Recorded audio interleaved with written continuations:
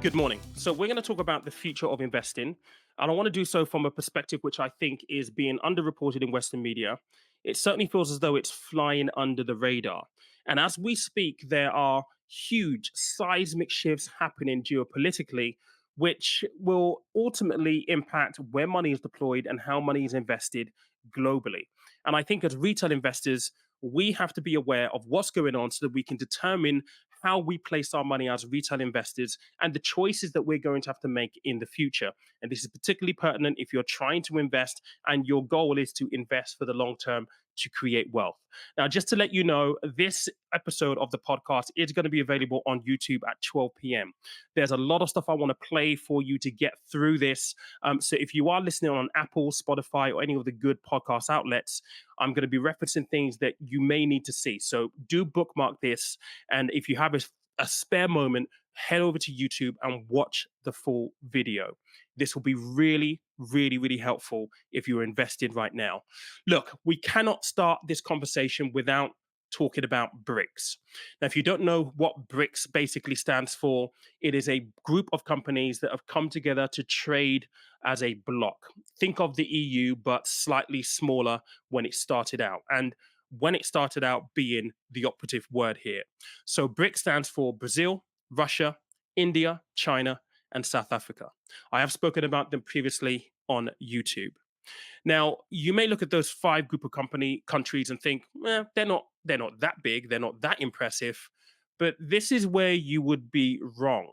And in fact, the concept of BRICS is not one that is new. It may feel like it's new if you've heard about it in the news recently, but it's something that's been happening now for a very, very long time, over a decade. And actually, the term BRICS was first coined by a guy called Jim O'Neill, who worked for Goldman Sachs, who is obviously one of the big investment players, the directors of cash in the investment world, right? They control a lot of capital.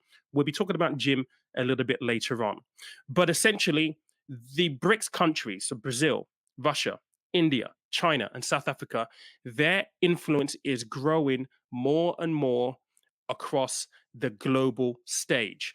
And just to illustrate this, I want to play you this clip right here, just to kind of give you an indication of how much their influence has grown on. Well, it finally happened. BRICS just overtook the G7 for global share of GDP. Now, what on earth is BRICS? The thing we use to build houses with? Nope, it is actually an alliance between five countries: Brazil, Russia, India, China, and South Africa, hence the acronym BRICS. These five countries are seen as being regional superpowers.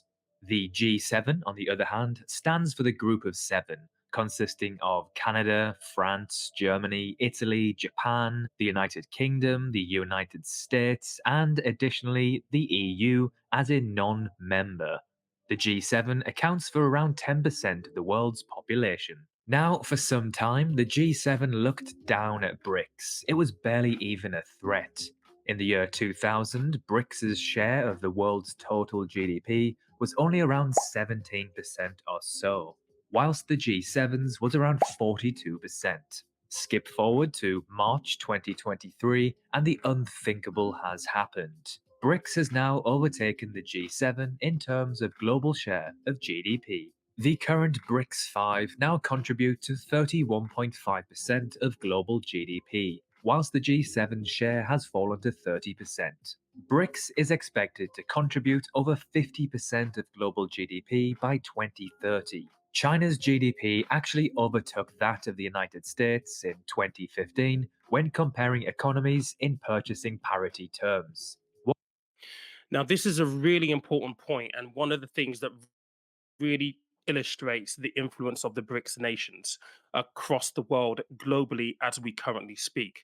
For the first time in what feels like a very, very long time, we have seen that the BRICS nation have contributed more to the global GDP. So that's the global turnover, how much they contribute to the global economy for the first time. And this is likely to expand and continue to grow over the course of the next decade or two. And this is where, when we start thinking about the future of investing and where things are likely to lead, we cannot ignore the BRICS nations and what threat that they basically present to the likes of the US dollar, its primacy, and how we will ultimately be thinking about how we invest our money moving forward. Now, if you go and have a look at any of the data around the BRICS nations, it is it is intriguing to see what they've basically done. Now, clearly, we've talked about BRICS being the first five countries that we've mentioned on this list: Brazil, Russia, India, China, and South Africa. But over the past decade or so, they've done things like BRICS Outreach. And the BRICS Outreach has really been this initiative where they outreach to other countries to try and get them to actually join the bloc. Essentially, what they're building here is a trading bloc, a group of companies, countries that will trade together for the betterment of obviously their own societies, their own countries, but also the global economy. Now, I'm just going to show you a very briefly, and again on Spotify or on Google, you won't be able to see this, but I'm going to read out the full list of countries that have applied to join the BRICS alliance recently. And this is an extensive list.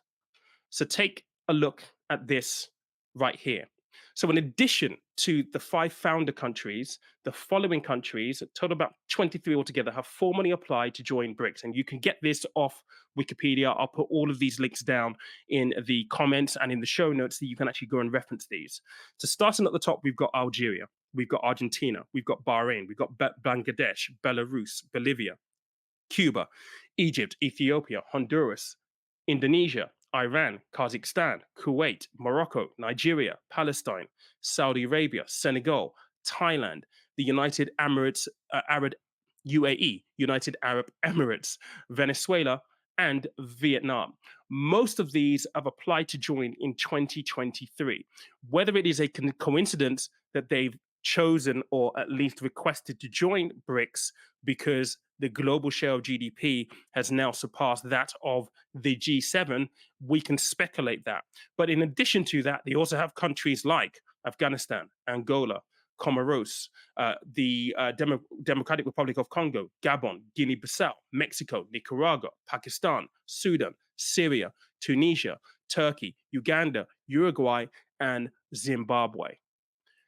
To put it lightly, it is a collection of companies that started out to be only just five: Brazil, Russia, India, China, South Africa, which has now done such a great job in terms of their own economic growth and their global influence that now this small trading bloc is attracting other countries who want to be part of this alliance. Now, we can't talk about the BRICS nations without trying to address directly what threat they have to the USA, because the USA has always been the most dominant economy in the world. And from an investing point of view, it's where you would pretty much put most of your eggs. Most investment portfolios have the largest exposure to the US economy. I hazard a guess that this is likely to change in coming years as these economies, which have been regarded as emerging economies, begin to mature and begin to have more influence on the global stage, as we are seeing with their contribution to global GDP overtaking the G7. Now, I do want to talk a little bit about the G7 and the countries within them. The UK is actually part of the G7, as is the United States, Germany, France, as we've already heard on the episode so far. But when you look at the economic forecast for the countries within the BRICS nations right now, so Brazil, Russia, India, China, and South Africa, it's really interesting to see for a couple of them how much they are forecast to grow just over the next four quarters in comparison to the major players in the G7.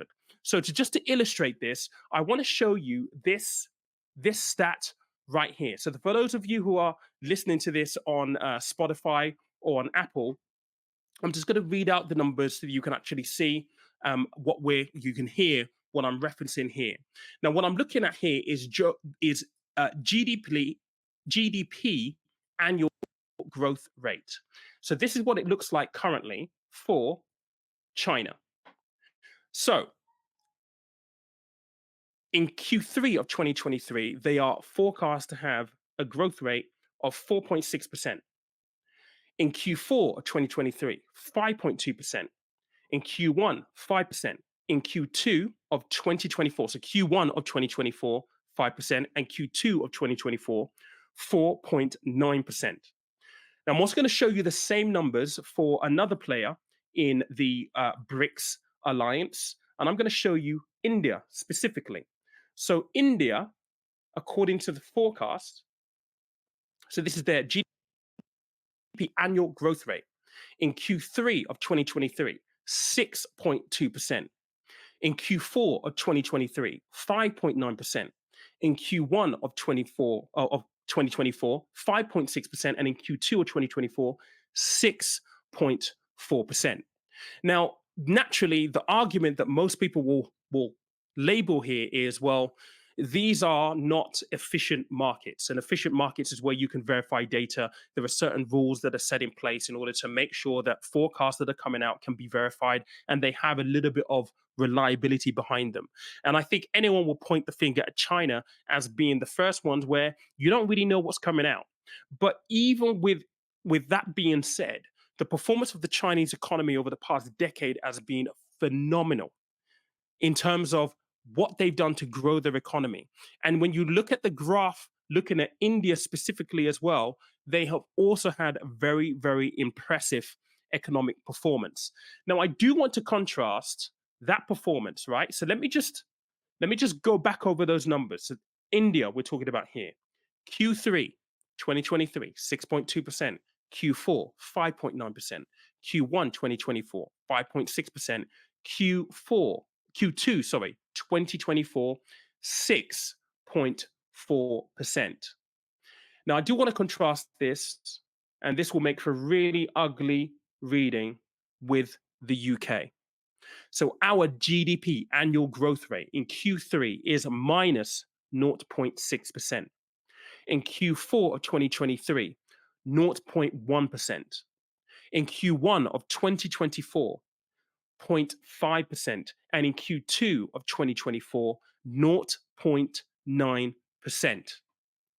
Now, you may argue and say, well, England, the UK is not the biggest economy in the G7.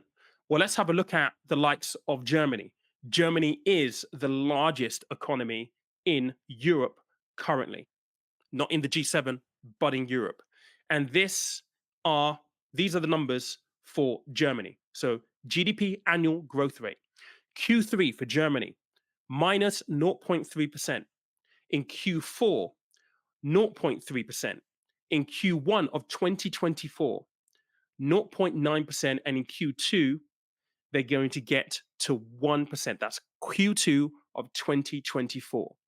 These numbers are staggeringly different to the numbers that are being forecast for India and China being probably the biggest economies within the BRICS bloc.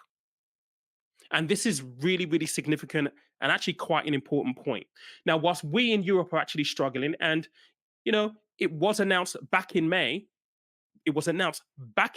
officially announced back in May, that economies like Germany are already in recession.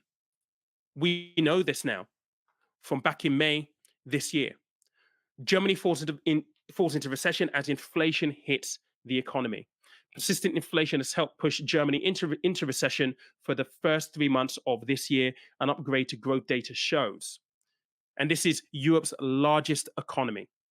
So the picture and the outlook is very, very different when you compare the growth that we're currently seeing across Europe. And we can spend all day comparing, going through the forecast for European countries and even the United States. Actually, let's take a moment and actually have a look at what the forecast looks like for countries like the United States in comparison to the likes of China and India, because these numbers are not too dissimilar either.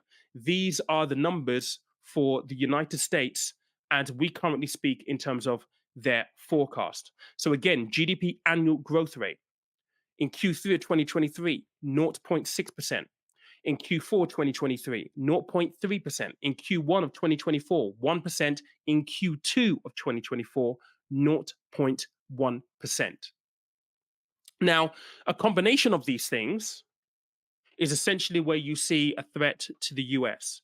And in order to talk about this, we do have to bring in other things that are happening globally and geopolitically at this point in time. So, one of the things that is high on the BRICS agenda is, and this is stuff that has been going around in the news quite a bit, you have to go and seek alternative news stories to go find this out, is that potentially the BRICS nations are thinking about creating their own currency and creating their own payment system to reduce their reliance on the US dollar.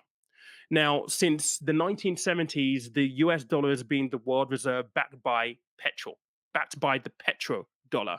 I did a video on this on YouTube probably about 2 months ago, and it goes through the entire story of how the dollar was unpegged from gold. And in the 1970s, they struck the petrodollar agreement with Saudi Arabia for all oil sales to be denominated in dollars. And the United States, for the past 50 odd years, have used the fact that they have the world's reserve currency as a tool to levy sanctions against countries that don't necessarily play to their political will. And what the suggestion of this BRICS currency is going to do is essentially reduce the reliance of all of the countries that are tied into this BRICS bloc on the US dollar. And we are already starting to see a shift away from the US dollar by a lot of these countries. Literally recently, countries like Argentina announced that they're no longer going to be using the US dollar for trade. There is already agreement between Saudi Arabia and Chinese, who imports around about $55 billion worth of oil. And remember, Saudi Arabia is the largest oil producer in the world. So $55 billion worth of oil is traded between Saudi Arabia and China each year. That is likely to increase. And they are talking about not settling the payment in US dollar anymore. In fact, they're thinking about using the yuan, the Chinese yuan. And this is a direct risk, threat to the US and the US dollar. The US dollar has been losing primacy for some time now. And this is only going to accelerate and exacerbate things if the BRICS nations really get their act together and really, really put it out there and organize. And with the long list of countries that want to join the bloc, and the fact that their contribution to global GDP has overtaken the G7 for the first time is a huge, huge catalyst. Now, interestingly, on that list of countries that I listed as wanting to join the BRICS alliance is Saudi Arabia. And that is a pretty big deal. Elsewhere in geopolitics, earlier this year, Saudi Arabia and Iran are now talking. And look, we could do a separate podcast, a separate video on Saudi Arabia and Iran and how they've had such tense religious, political differences for decades. A deal was brokered between them to continue talking, to start talking, to the point that they're actually going to have embassies in one another's countries for the first time in decades. The deal was brokered by Russia and China. Now, as we speak right now, we need to have a look at what's going on in Africa, because a lot of the African countries are waking up. Case in point, Niger, Burkina Faso, and Mali. These are countries that have all of a sudden realized, particularly in the case of Burkina Faso, they have young leaders coming through who are realizing that our continent and our country is being exploited for our resources, and we want our stuff back.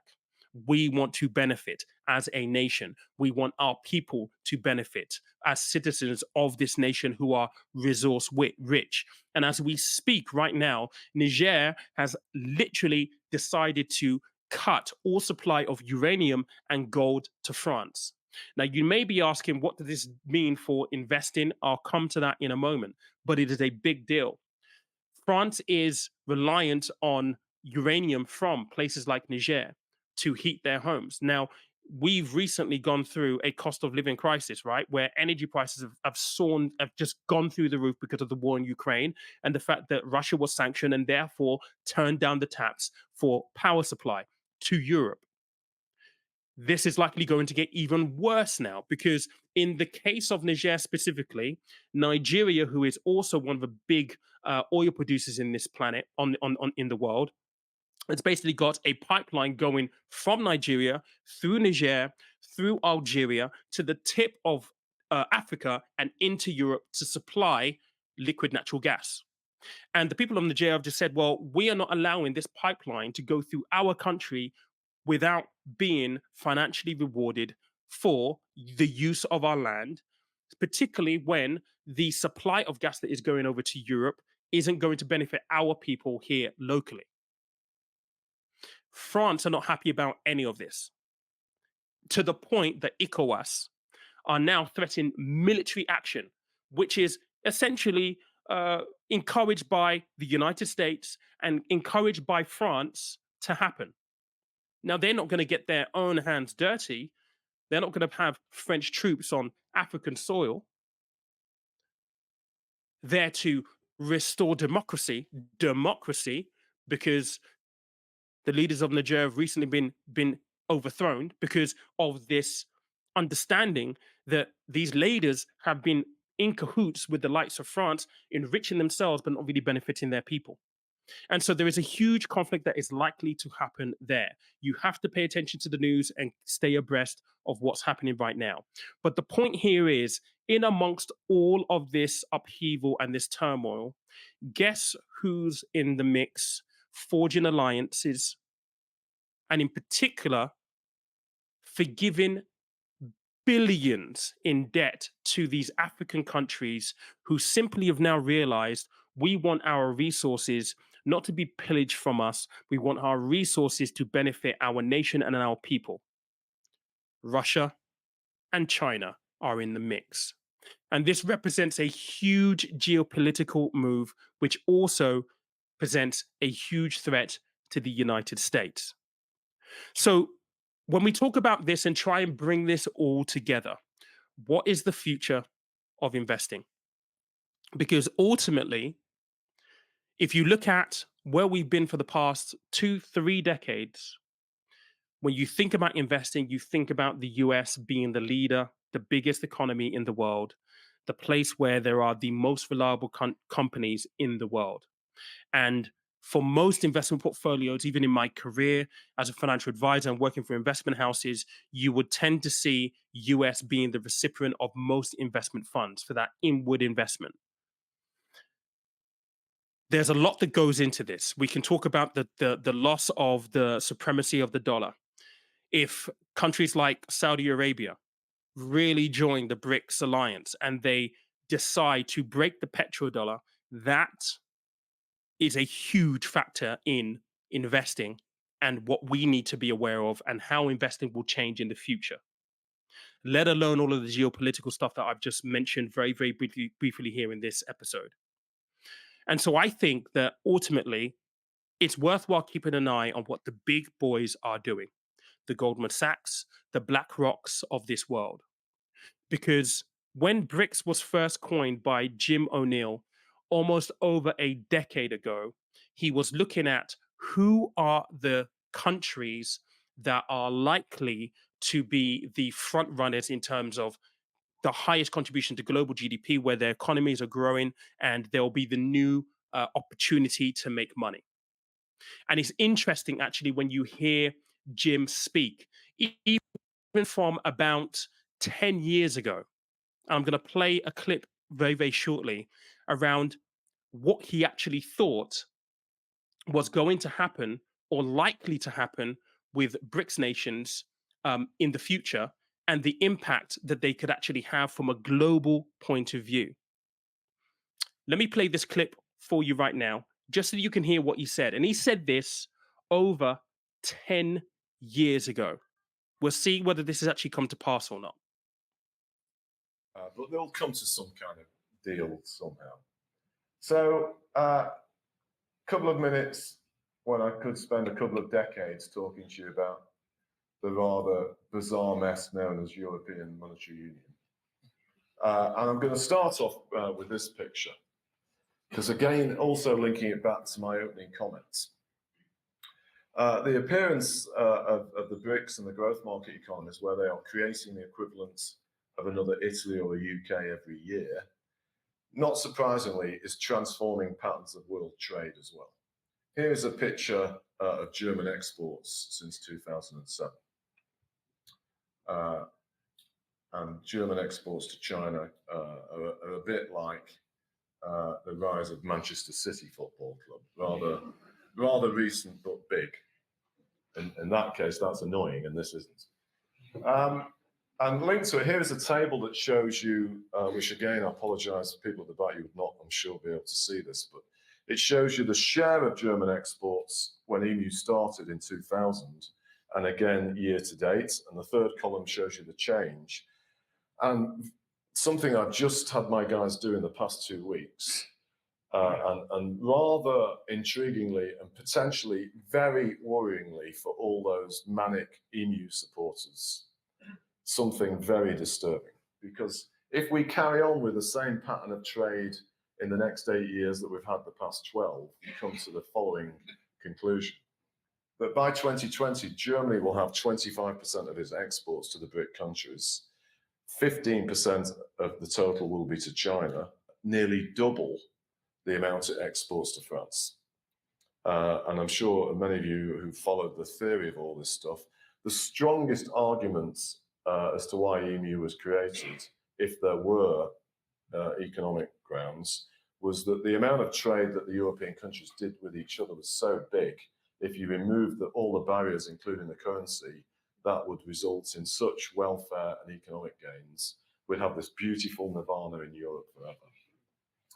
It is unfortunately showing absolutely zero signs of happening. In fact, because of the rise of the BRICS, something which no creator of EMU could have dreamt of is happening is that German companies would probably rather be in a monetary union with China by the end of the decade, not France. And that right there is an extremely telling point, particularly, and bearing in mind that speech took place over 10 years ago. I think it was about 11 years ago. And if we look at the current export rate between Germany and China, you can see on this graph, if you're watching this here on YouTube, we have exports between Germany and China in 2021 reach $121 billion. And so, this premise of how much trade do you do with your neighbors and your partners within the EU bloc, and having that, as Jim said, an evergreen nirvana, is not panning out to be true at all. And so, what's the future of investing? I honestly do not know. I think there is going to be some kind of change. There has to be some kind of change given the rise of the BRICS nations and the sheer volume of countries that want to actually join that list. Now, not all of these countries are wealthy countries, for sure, 100%. But you need to simply look at the likes of the UAE, Saudi Arabia. You only need to have a look at those kind of economies and what they are doing, what they're planning to do. If you've been to Dubai, believe me, that place is an investment hub. It is absolutely mad how futuristically minded they are in that part of the world. The same thing goes for Saudi Arabia. And in the West, we kind of have this, perception that these countries are third world, that they're not as current or as modernized as we are. I beg to differ. We are sorely mistaken. And the reason why a lot of people have these views is because of our Western ideals. I'm sorry, but when it comes to investing, when it comes to money and making money, I doubt very much that the Goldman Sachs and the BlackRocks of this world will be looking into their cultural values when it comes to the equation of, can we make money? Investment houses like BlackRock and Goldman Sachs are there to make money. And I would not be surprised if over the next 5 to 10 years, we start to see a very, very subtle shift in terms of how these countries are classified. They will no longer be emerging markets. They'll be called something else. How they're classified, how their investment strategy shifts and moves so that they have particular strategies and portfolios dedicated to those countries specifically. I would be not be surprised to see any of that happen. And so, if you are a retail investor right now, my tip to you is use this as a means to do further research for you to really understand what is coming down the corner. People often ask me what are the best stocks to pick right now. With everything that's happening across the globe geopolitically, I tell you what, right now we've seen this to a certain extent in the performance of these companies, but energy is going to be the new resource that everyone is going to be after. Energy. There will be a war fought over this, likely starting in Africa. And I hope that I'm completely wrong. I hope that the African leaders in ECOWAS, and the head of which being Nigeria, which is where my parents and my heritage comes from, I hope that they get a little bit of sense and realize that countries like France and a lot of European colonial countries have for years Africa, and intentionally so to the point that it is their mission to keep Africa poor so that they have the reliance. And I hope that they wake up. I hope that they see it. And I hope that what we're seeing in Africa right now, in terms of the gusto, the courage to stand up and say, look, we don't want to send you our uranium, France, but what you can do is you can build a facility here where we employ our people. We can then pipe it to you. We'll pipe the energy to you, and that gives at least a little bit of leverage to them and some economic stability and development for them as well. Russia forgiving billions, hundreds of billions of dollars of debt, worth of debt to a group of African countries only goes to strengthen that relationship and build trust. Something that these countries have never ever had before. They've never had a true partnership, and that's where it feels China and Russia are playing, and it's a huge risk. Look, I hope you enjoyed this episode. We went through a lot. I would love to hear what you think in the comments. Share your thoughts. Do you agree? Do you disagree? I'm sure there'll be people who disagree, but let's have a conversation down in the comments if you're there on YouTube. And if you are interested to have a conversation with me, listening to this on the podcast, on Apple, on Spotify, then by all means, DM me. But guys, remember, money is a tool. Life is for living. I'll catch you next Monday.